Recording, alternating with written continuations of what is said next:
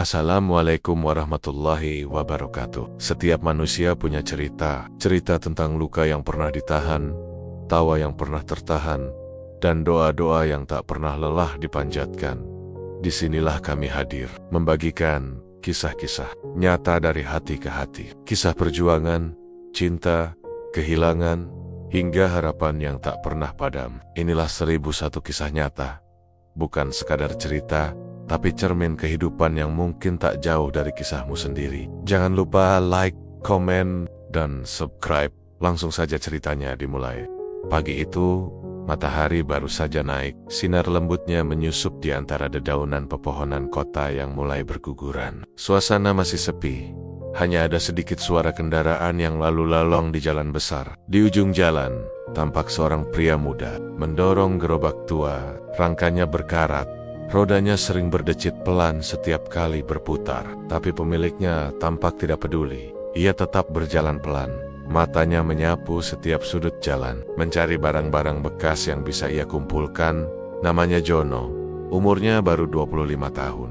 Hidupnya sederhana, sehari-hari ia bekerja sebagai pemulung. Tidak banyak yang mengenalnya, tidak banyak juga yang memperhatikannya. Ia bukan siapa-siapa, hanya seorang pemuda biasa, dengan pakaian lusuh dan topi usang yang sudah memudar warnanya. Tapi di balik penampilannya yang seadanya, Jono memiliki hati yang tulus.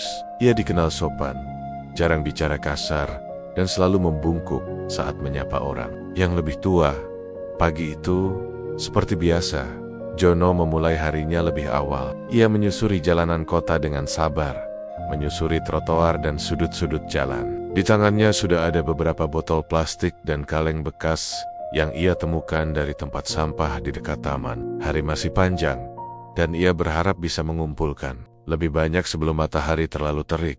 Namun, langkahnya terhenti saat ia melihat seorang wanita berdiri di dekat halte. Wanita itu tampak berbeda dari orang-orang yang biasa ia lihat. Pakaiannya rapi, berkelas, dan wajahnya terlihat anggun. Ia memakai kacamata hitam dan memegang tas tangan mewah berwarna merah marun. Jono hanya menoleh sekilas, lalu kembali fokus mendorong gerobaknya. Tapi tiba-tiba, suasana berubah. Seorang pria berjaket hitam muncul dari arah belakang. Gerak cepat dan mencurigakan. Tanpa peringatan, pria itu merampas tas wanita tersebut dan langsung berlari ke arah yang berlawanan. Wanita itu sempat menjerit, namun semuanya terjadi terlalu cepat. Orang-orang di sekitar hanya menoleh sejenak, lalu kembali sibuk dengan urusan masing-masing. Jono melihat kejadian itu dari kejauhan. Ia sempat ragu, tapi nalurinya segera mengambil alih. Tanpa berpikir panjang, ia meninggalkan gerobaknya di pinggir jalan dan langsung berlari mengejar si pencopet. Meskipun tubuhnya tidak sekuat penjaga keamanan, Jono berlari sekuat tenaga, menyusuri trotoar, melewati orang-orang yang terkejut melihat aksinya. Si pencopet sempat menoleh, panik karena merasa dikejar. Ia mempercepat langkahnya, tapi Jono terus mengejar. Nafasnya terengah, tapi ia tidak berhenti. Beberapa meter kemudian, pria itu terpeleset karena menginjak sampah plastik di pinggir jalan. Kesempatan itu tidak disia-siakan Jono. Ia segera melompat dan menahan tubuh pria itu agar tidak kabur lagi. Sebuah pergumulan singkat terjadi. Warga mulai berkumpul dan membantu menahan pencopet tersebut.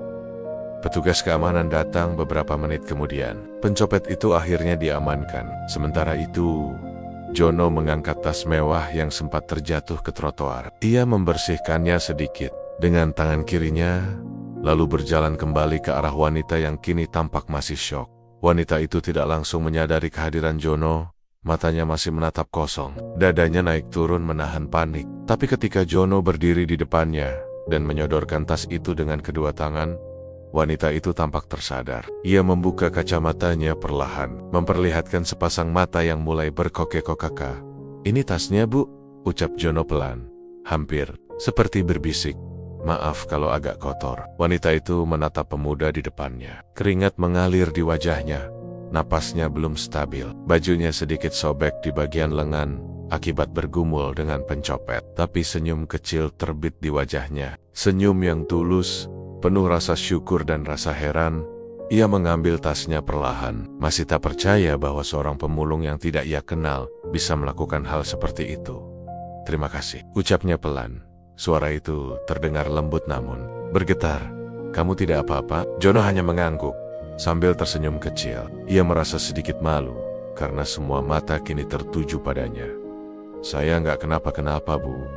Untung dia kepleset. Wanita itu tersenyum. Untuk pertama kalinya sejak suaminya meninggal 2 tahun lalu, ia merasa benar-benar diperhatikan.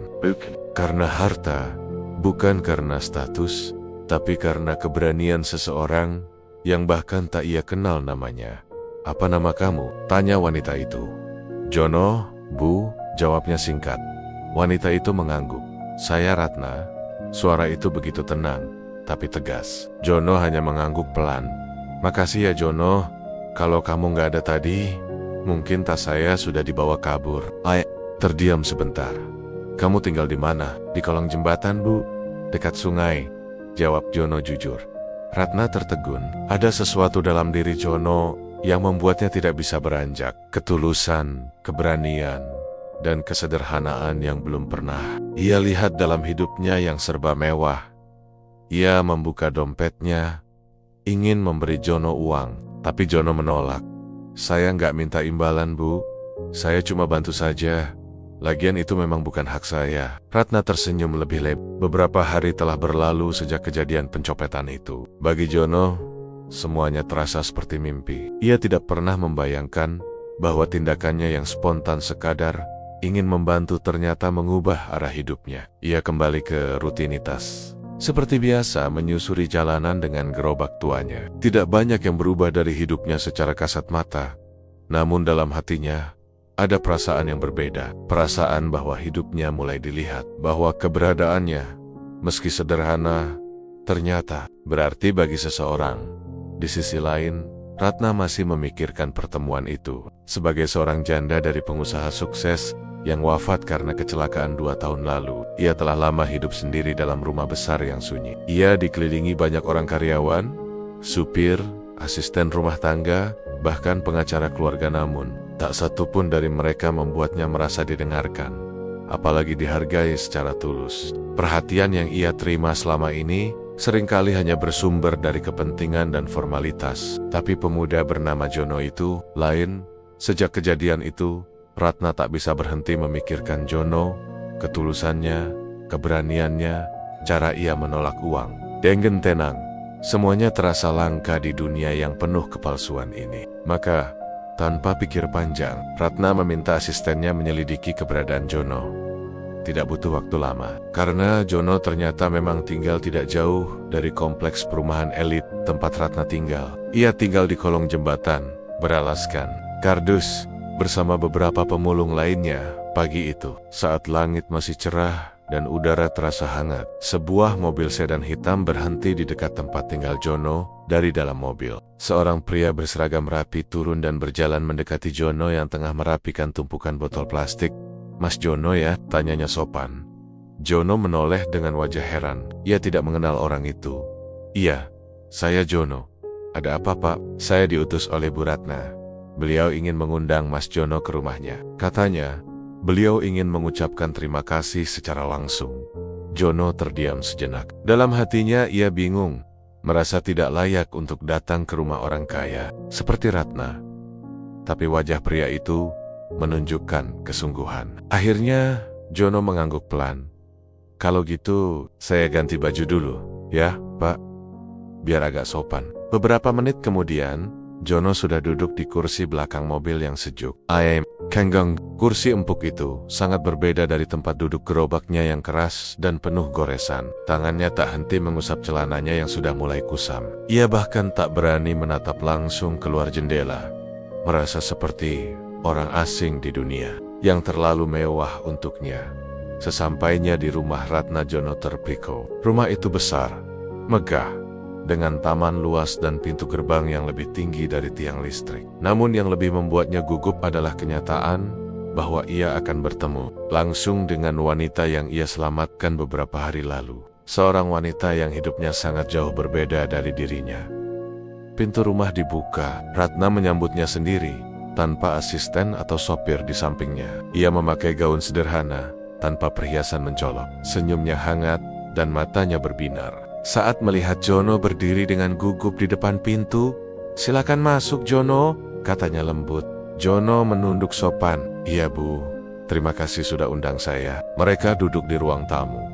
Meja penuh dengan QQ kecil dan teh hangat. Ratna mempersilakan Jono mengambil apapun yang ia mau. Tapi Jono hanya mengambil segelas air putih. Ia merasa terlalu canggung untuk menyentuh makanan yang tampak terlalu mahal untuknya. "Saya masih ingat wajah kamu waktu itu. Keringetan, baju sobek, tapi tetap senyum waktu ngembaliin tas saya. Kamu tahu nggak, sejak saat itu saya nggak bisa berhenti mikirin kamu." Jono tersentak pelan. Ia tak menyangka ucapan itu keluar dari mulut seorang wanita seperti Ratna. "Saya cuma bantu, Bu. Siapapun pasti akan lakukan hal yang sama kalau lihat kejadian seperti itu. Justru itu yang bikin saya kagum," ucap Ratna dengan tatapan serius. "Sekarang ini nggak semua orang mau peduli. Banyak yang pura-pura nggak lihat. Tapi kamu yang hidupnya mungkin jauh lebih berat, malah yang paling cepat bertindak." Suasana hening sejenak. Ratna melanjutkan, "Kamu tinggal di kolong jembatan, ya?" Jono mengangguk. "Iya, Bu. Numpang hidup di situ. Yang penting bisa kerja dan gak ganggu orang lain." "Kamu punya cita-cita, Jono?" tanya Ratna lagi, dengan suara yang lebih pelan. Jono tersenyum kecut. "Dulu punya, Bu. Waktu kecil pengen jadi guru. Tapi orang tua saya meninggal waktu saya SMP. Jadi, ya, sekarang begini adanya." Ratna mengangguk, namun matanya terlihat berkaca-kaca. Ia merasa seperti menemukan sesuatu yang telah lama hilang. Bukan tentang Jono secara fisik, tapi tentang nilai-nilai yang ia rindukan. Kejujuran, kesederhanaan, dan keteguhan hati. Ia mengambil napas dalam-dalam. "Jono, kamu percaya nggak kalau hidup seseorang bisa berubah hanya karena satu pertemuan?" Jono menatapnya, bingung. "Maksudnya?" "Bu," Ratna tersenyum. "Saya percaya." Hari-hari berikutnya terasa seperti mimpi bagi Jono.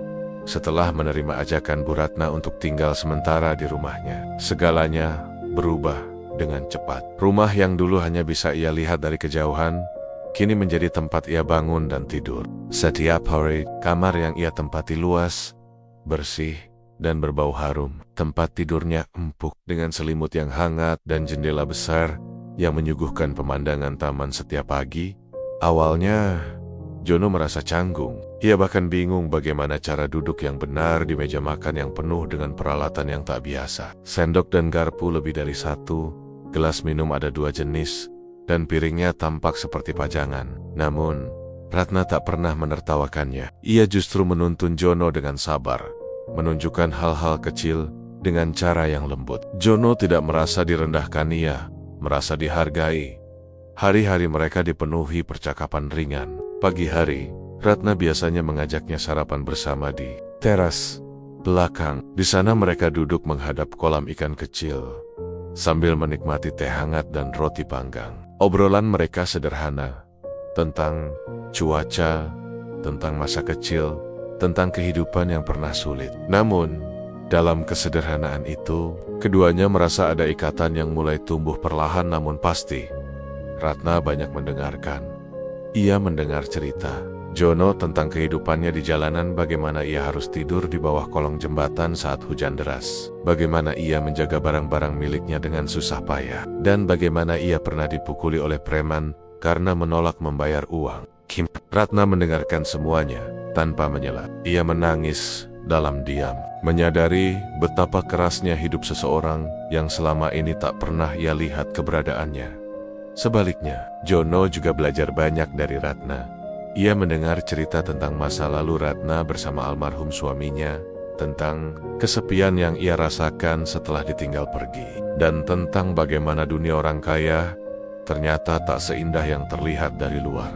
Ratna tidak hidup dalam kebahagiaan meski memiliki segalanya. Harta, rumah besar, mobil mewah, semuanya terasa kosong tanpa seseorang yang benar-benar hadir, yang tulus, yang melihat dirinya sebagai manusia biasa, bukan sebagai sosok yang harus dikagumi atau dimanfaatkan. Suatu sore, Ratna mengajak Jono berjalan-jalan di taman belakang rumahnya. Taman itu luas, penuh bunga warna-warni dan pohon-pohon kecil yang tertata rapi. Di salah satu sudut taman, ada kursi kayu tua, yang sudah mulai berlumut. Mereka duduk di sana, menikmati semilir angin sore yang lembut.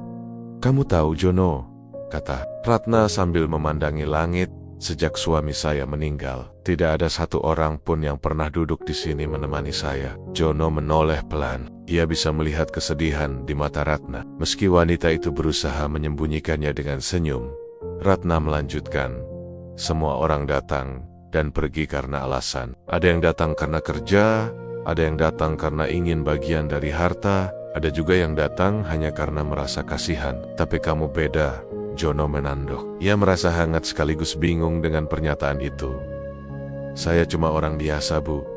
Saya nggak punya apa-apa." "Justru itu," jawab Ratna cepat. "Kamu datang tanpa niat apa-apa. Kamu datang karena kamu peduli, bukan karena kamu menginginkan sesuatu. Itu sesuatu yang sudah sangat langka sekarang." Keheningan menyelimuti mereka sejenak. Suara dedaunan bergesekan pelan, dan langit mulai berubah warna menjadi keemasan. "Jujur saja, Bu," kata Jono akhirnya. "Saya juga bingung. Kenapa Ibu baik banget sama saya? Saya ini cuma pemulung." Ratna menggeleng pelan. "Kamu lebih dari sekadar pemulung, Jono. Kamu adalah laki-laki pertama yang membuat saya merasa aman setelah sekian lama." Ucapan itu membuat Jono terdiam. Ia menatap wajah Ratna, wajah seorang wanita dewasa yang kuat tapi rapuh, elegan tapi sederhana, kaya namun kesepian. Dan untuk pertama kalinya, Jono merasa hatinya bergerak. Bukan karena rasa kasihan, tapi karena rasa hormat. Dan mungkin, perlahan-lahan, rasa sayang. Sejak saat itu, keakraban mereka tumbuh semakin kuat. Ratna mulai mengajak Jono menemaninya ke berbagai tempat. Ke toko buku, ke pasar, bahkan ke rumah yatim piatu tempat Ratna biasa berdonasi diam-diam. Jono menjadi sosok yang Ratna percayai, yang ia bawa ke ruang-ruang yang selama ini tertutup untuk siapapun. Namun, tidak semua orang senang dengan kehadiran Jono. Beberapa staf di rumah mulai bertanya-tanya. Asisten rumah tangga mulai berbisik-bisik di dapur. Dan sopir pribadi Ratna sempat memberanikan diri bertanya, "Ibu yakin orang seperti dia?" Waktu terus berlalu. Sudah hampir 2 minggu, Jono tinggal di rumah Ratna. Siang malam ia menjalani hari dengan tenang. Perlahan, mulai terbiasa dengan kehidupan yang sebelumnya terasa sangat asing baginya. Kamar bersih, makanan hangat 3 kali sehari, dan pakaian layak kini menjadi hal yang wajar. Tapi bukan itu yang membuat Jono merasa nyaman, melainkan kehadiran Ratna yang selalu memperlakukannya seperti manusia utuh. Bukan sebagai tamu, bukan sebagai orang miskin, tapi sebagai sahabat, bahkan lebih. Namun, seperti halnya angin yang berhembus tak selalu sejuk, kenyamanan itu mulai terusik, bukan oleh Ratna, melainkan oleh orang-orang di sekelilingnya. Hari itu, Ratna sedang pergi menghadiri pertemuan dengan rekan bisnisnya. Ia meminta Jono tinggal di rumah, beristirahat, atau membantu kebun jika ia ingin. Tapi suasana rumah terasa berbeda. Para pegawai rumah tangga yang biasanya diam dan sopan mulai menunjukkan gelagat lain. Di dapur, 2 asisten rumah tangga berbicara pelan, tapi suara mereka cukup terdengar oleh Jono yang sedang berjalan ke arah taman belakang. "Orang kayak dia kok bisa tinggal di rumah sebesar ini ya?" bisik salah satu dari mereka. "Jangan-jangan ada maunya dari Bu Ratna," timpal yang lain. Dengan suara pelan namun penuh curiga. "Udah ganteng, sok baik, siapa yang gak bisa ditipu?" Jono terdiam. Ia tidak marah, tapi kata-kata itu menyakitkan. Ia berjalan menjauh, mencoba mengabaikan apa yang ia dengar. Tapi sekuat apapun ia berusaha, suara-suara itu tetap menggema di dalam kepalanya. Ia sadar, tidak semua orang bisa menerima kehadirannya dengan lapang dada. Sorenya, sopir pribadi Ratna menghampirinya saat Jono sedang menyapu dedaunan kering di taman. "Mas Jono," ucapnya sambil menyipitkan mata. "Saya mau ngomong sebentar." Jono menoleh. "Iya Pak, ada apa?" Pria itu berdiri tegak, menyilangkan tangan di dada. Wajahnya serius, bahkan sedikit tajam. "Saya di sini sudah lebih dari 10 tahun. Saya tahu betul siapa saja yang datang dan pergi dari hidup Bu Ratna. Dan saya tahu mana orang yang tulus, mana yang cuma numpang untung." Jono tidak menjawab. Ia hanya menatap pria itu dengan tenang. "Jadi saya cuma mau bilang, kalau Mas Jono memang benar-benar orang baik, jangan manfaatin kebaikan Bu Ratna Jangan kasih harapan palsu, karena kalau sampai dia terluka lagi, saya yang akan berdiri paling depan untuk menjaganya. Jono mengangguk pelan. Saya ngerti, Pak. Saya juga nggak mau nyakitin siapa-siapa. Saya cuma bantu sebisa saya. Pria itu tidak menjawab. Ayah mengangguk singkat, lalu pergi. Tapi kata-katanya sudah meninggalkan bekas di hati Jono. Malam itu, saat Ratna pulang, Jono terlihat lebih pendiam. Mereka duduk di ruang keluarga sambil menonton televisi. Namun Jono lebih sering menunduk dan tidak menanggapi kendon-kendon kecil yang biasanya membuat mereka tertawa. Kamu kenapa? Tanya Ratna pelan, matanya penuh perhatian. Jono menggeleng. Nggak apa-apa, Bu. Mungkin saya kecapekan, tapi Ratna tidak percaya begitu saja. Ia tahu ada sesuatu yang berubah. Jono, katanya tegas, namun lembut, kalau ada yang ganggu pikiran kamu, bilang, saya nggak suka kalau kamu simpan sendiri. Jono terdiam lama, lalu akhirnya ia angkat bicara. Saya tahu, saya bukan siapa-siapa. Saya cuma pemulung. Hidup saya dari kecil berat. Saya nggak punya apa-apa. Dan sekarang saya tinggal di rumah sebesar ini, makan makanan enak, pakai baju bersih. Semua ini rasanya nggak masuk akal. Ratna menatapnya dalam-dalam, membiarkan Jono melanjutkan. Orang-orang mulai ngomong. Bu, mereka curiga saya punya maksud. Mereka pikir saya manfaatin ibu. Dan jujur, saya mulai takut. Takut kalau semua ini malah bikin ibu susah. Ratna menghela napas panjang. Ia lalu berdiri dari kursinya dan duduk lebih dekat dengan Jono. Tangannya menggenggam tangan Jono yang dingin dan gemetar. Dengar ya, Jono, saya ini bukan perempuan bodoh. Saya tahu siapa yang tulus dan siapa yang pura-pura. Saya udah lama hidup di dunia yang penuh kepalsuan. Dan kamu adalah satu dari sedikit orang yang saya percaya. Jono menandok, menahan emosi. Ratna melanjutkan, kamu nggak pernah minta apa-apa. Kamu nggak pernah menunjukkan ambisi atau kemaruk. Kamu bahkan nggak pernah minta tinggal di sini, saya yang minta. Kamu datang dalam hidup saya waktu saya merasa sendiri. Kamu jadi teman bicara, jadi pengingat, bahkan jadi alasan saya tersenyum lagi. Air mata mulai menggenang di mata Jono. Saya nggak peduli omongan orang, kata Ratna.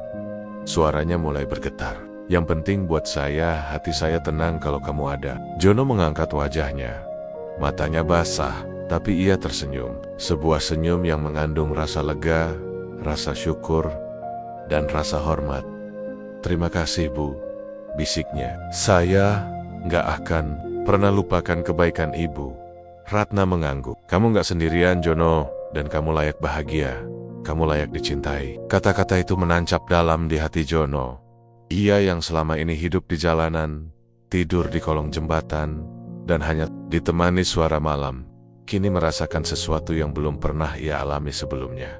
Penerimaan. Bukan karena uang, bukan karena status, tapi karena siapa dirinya.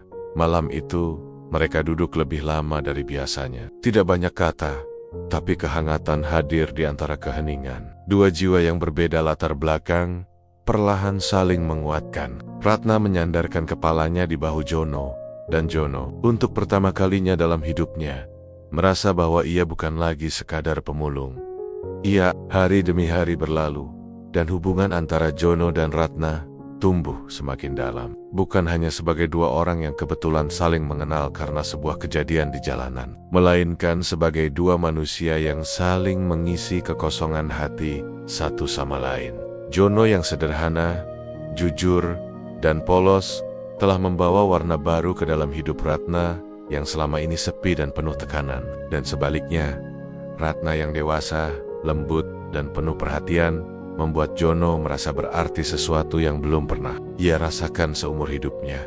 Meski banyak rintangan dan suara sumbang di sekitar mereka, keduanya perlahan belajar untuk menutup telinga dari penilaian orang luar. Mereka mulai menjalani hari dengan lebih terbuka. Jono tidak lagi merasa asing saat duduk di meja makan mewah atau saat berjalan berdua dengan Ratna di halaman rumah. Ia tidak lagi merasa tidak pantas. Ia mulai menerima bahwa mungkin dirinya memang berhak untuk bahagia. Namun, tak semua orang menyerah begitu saja. Suatu sore, Ratna mendapat kunjungan dari adik iparnya, pria bernama Anton. Seorang pria berdasi, dengan penampilan rapi dan nada bicara yang selalu terdengar penuh perhitungan. Anton adalah adik dari almarhum suami Ratna. Selama ini ia selalu muncul setiap ada urusan warisan, perusahaan, atau keputusan keuangan besar yang melibatkan nama keluarga besar mereka. Ketika ia datang ke rumah, Ratna menerima dengan tenang. Mereka duduk di ruang tamu, ditemani teh dan cemilan seperti biasa. Namun, suasana tak sehangat biasanya. Anton langsung pada intinya, "Maaf, Mbak Ratna," ucap Anton sambil menyesap tehnya. "Tapi saya dengar dari beberapa orang bahwa Mbak sekarang dekat dengan seorang pemulung. Namanya Jono ya?" Ratna menatap Anton tanpa ragu. "Iya, memangnya kenapa?" Anton mengangkat alis. "Maksud saya, bukan berarti saya ikut campur urusan pribadi. Tapi, Mbak tahu sendiri, nama keluarga kita masih terhormat di mata masyarakat. Bagaimana nanti kalau berita ini sampai ke orang luar? Ke rekan bisnis, ke media?" Ratna meletakkan cangkirnya pelan. Suaranya tetap tenang. "Saya tidak hidup untuk memuaskan omongan orang, Ton. Tapi dia itu siapa, Mbak? Latar belakangnya, pendidikan, keluarga. Dia bahkan gak punya rumah." "Justru itu," balas Ratna, "dia gak punya apa-apa. Tapi dia punya hati. Lebih dari kebanyakan orang yang saya kenal, termasuk yang duduk di sini sekarang." Anton tersenyum kecut. "Saya tahu Mbak sedang dalam masa sulit. Kehilangan Mas Guntur itu berat. Tapi jangan sampai Mbak bertindak gegabah hanya karena merasa kesepian."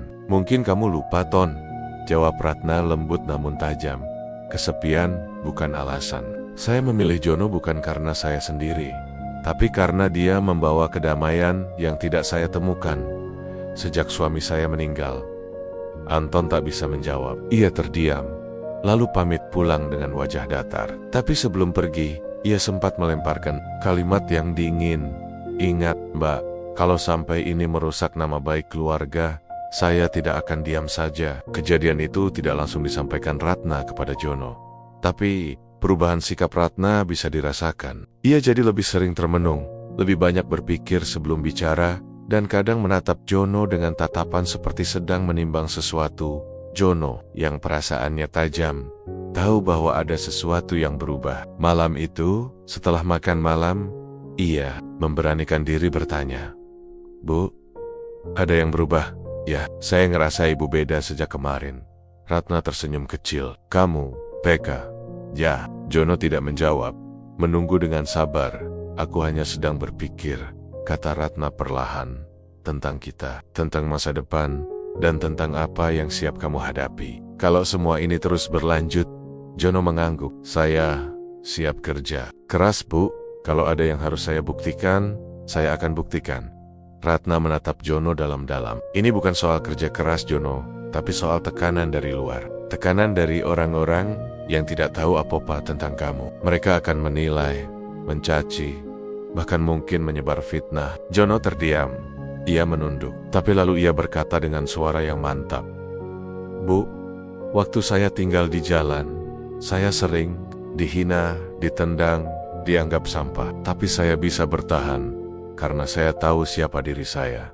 Sekarang pun saya tidak takut. Selama ibu masih percaya saya akan tetap di sini." Ratna tersenyum, matanya berkaca-kaca. Ia menggenggam tangan Jono dan berkata pelan, "Saya percaya kamu, dan kalau kamu bersedia, saya ingin kamu tetap di sisi saya selamanya." Ucapan itu membuat Jono tertegun. "Bu, maksudnya?" Ratna mengangguk pelan. "Saya ingin kamu jadi bagian dari hidup saya. Bukan hanya sebagai teman, tapi sebagai pendamping, sebagai suami saya."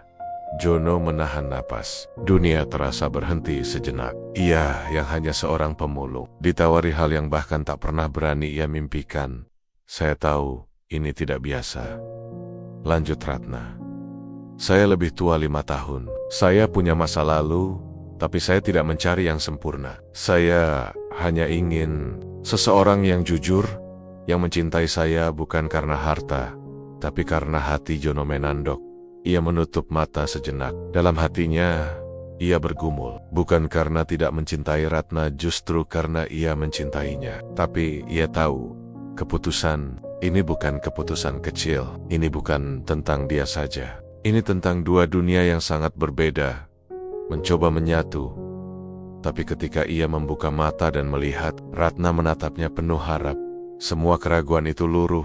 "Saya bersedia, Bu," ucapnya mantap. "Kalau Ibu yakin, saya juga yakin. Saya akan jawab Ibu dengan seluruh hidup saya." Ratna tersenyum. Dan malam itu, untuk pertama kalinya sejak suaminya pergi, ia menangis. Tapi bukan karena kesedihan, melainkan karena kelegaan dan kebahagiaan yang datang dari hati yang benar-benar disambut. Malam itu mereka duduk berdua di taman belakang, seperti biasanya. Tapi kali ini, langit terasa lebih indah, angin lebih lembut, dan waktu berjalan lebih lambat. Mereka tahu, jalan di depan mungkin tidak mudah, tapi mereka juga tahu, selama mereka bersama, hari-hari setelah Ratna mengungkapkan keinginannya untuk menikah dengan Jono, berjalan dengan perasaan yang bercampur aduk. Di satu sisi, ada kehangatan yang tak bisa disangkal. Mereka berdua kini saling terbuka dan saling menyayangi, tanpa lagi menyembunyikan rasa. Namun, di sisi lain, tekanan dari luar mulai terasa semakin nyata.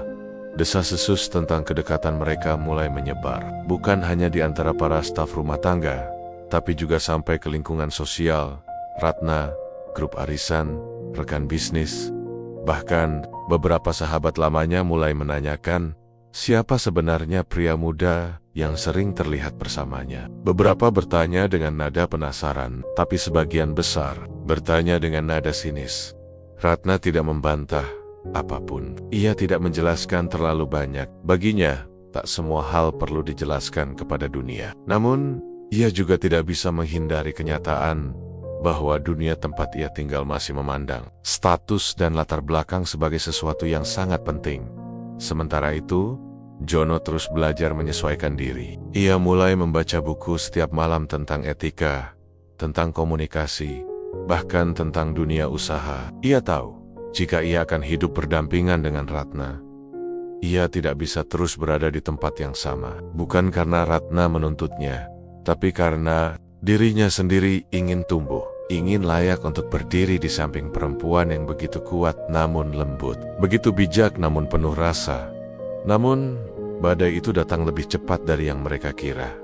Suatu pagi, saat Ratna sedang duduk di ruang kerja, seorang tamu datang tanpa pemberitahuan. Tony, seorang pengacara keluarga yang dulu menangani warisan almarhum suaminya, datang membawa kabar yang menggelisahkan.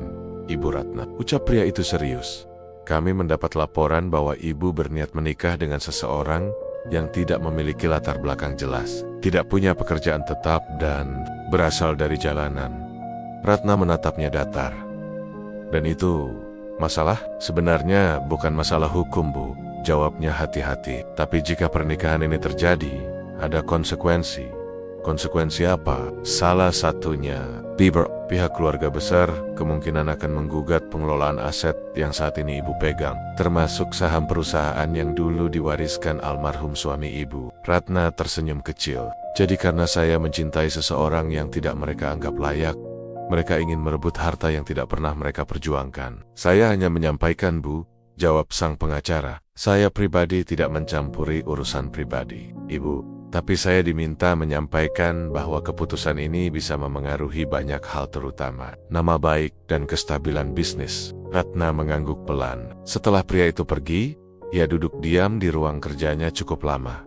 Pikirannya penuh. Bukan karena takut kehilangan harta itu, sudah lama tak lagi menjadi prioritas dalam hidupnya. Tapi ia tahu, jika pernikahan ini terjadi, maka Jono lah yang akan mendapat serangan paling keras. Bukan dia, bukan keluarga besar, tapi Jono, pria muda yang tidak pernah meminta apapun darinya.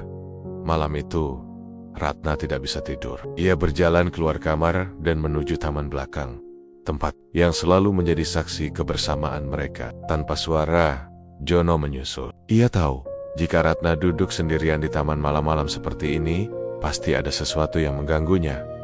"Ibu belum tidur?" tanya Jono perlahan. Ratna tersenyum lelah. "Lagi nggak bisa tidur, John." Jono duduk di sampingnya. "Ada yang ibu pikirin?" Ratna menatap bintang, lalu berkata, "Kita ini hidup di dunia yang keras ya, John. Kadang cinta saja tidak cukup. Kadang, dunia meminta lebih dari sekadar niat baik." John Ahmed, ia tahu maksud Ratna, tapi ia tetap diam, menunggu dengan sabar. "Aku tahu kamu kuat, tapi Aku takut kamu terluka. Kalau kita lanjutkan ini, kamu akan dihina, dicaci, direndahkan, bahkan mungkin dijatuhkan. Jono menghela napas. Saya udah sering dijatuhkan, Bu.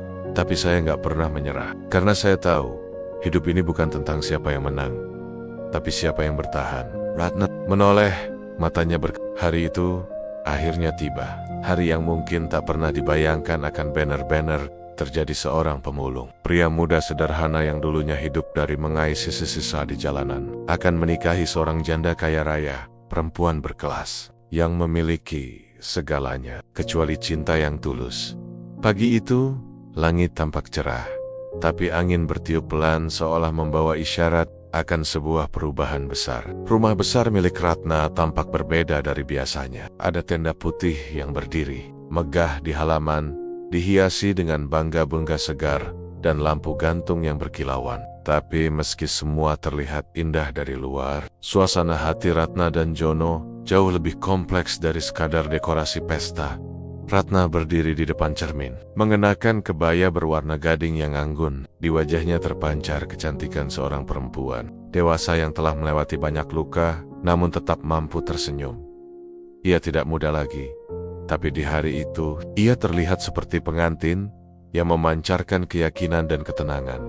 Di ruangan lain, Jono mengenakan beskap sederhana. Ia tidak terbiasa dengan pakaian mewah, dan sesekali masih merasa kaku. Tapi yang membuatnya tampak gagah bukanlah jas yang dikenakan, melainkan matanya yang tenang dan senyumnya yang tulus. Di dadanya, jantungnya berdebar kencang, bukan karena gugup, tapi karena haru.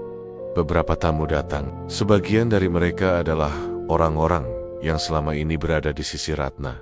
Ada juga beberapa tamu undangan yang datang dengan rasa penasaran. Bahkan sebagian menghadiri acara ini dengan nada sinis. Mereka ingin menyaksikan sendiri apakah benar seorang janda dari keluarga terpandang akan benar-benar menikahi seorang pemulung.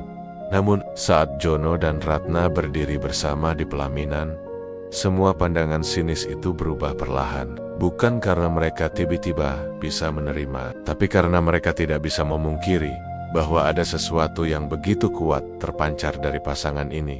Sebuah ketulusan yang sulit dijelaskan. Tatapan mereka tidak saling curiga, tidak ada pamrih. Hanya ada satu hal, saling percaya.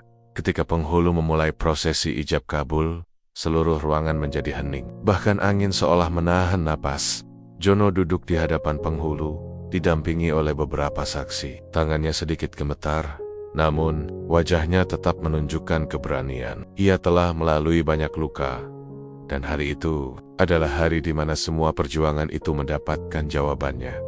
Penghulu menyebutkan nama Ratna dengan lengkap, lalu bertanya, "Jono bin Sarmo, apakah engkau menerima pernikahan ini dengan mas kawin yang telah disepakati, dibayar tunai?" Jono menarik napas dalam-dalam, lalu menjawab dengan suara mantap yang terdengar ke seluruh ruangan, "Saya terima nikah dan kawinnya Ratna binti Suganda dengan mas kawin tersebut, dibayar tunai." Hening, lalu disusul ucapan sah dari para saksi. Dan saat itu juga, air mata Ratna jatuh perlahan.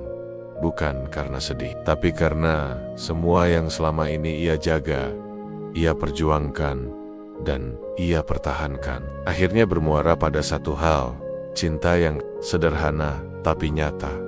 Setelah prosesi selesai, keduanya berdiri bersama di pelaminan.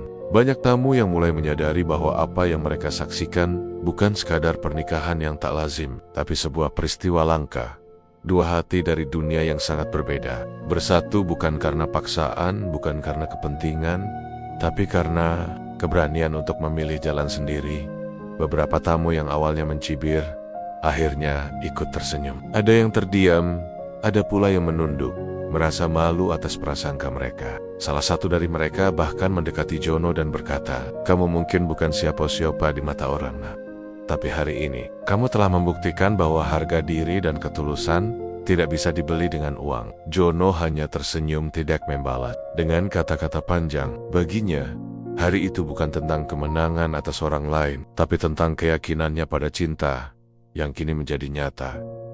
Di tengah pesta, Ratna menggandeng tangan Jono dan membawanya keluar sejenak dari keramaian. Mereka berdiri di bawah pohon besar di halaman belakang, tempat mereka dulu sering duduk berdua. Di tempat itu, Ratna berkata pelan, "Kamu tahu Jan, aku pernah berpikir bahwa hidupku akan berakhir dalam kesepian. Aku sudah tidak percaya lagi pada cinta. Tapi, lalu kamu datang, bukan untuk menyelamatkanku, tapi untuk mengajarkanku bahwa cinta itu masih mungkin."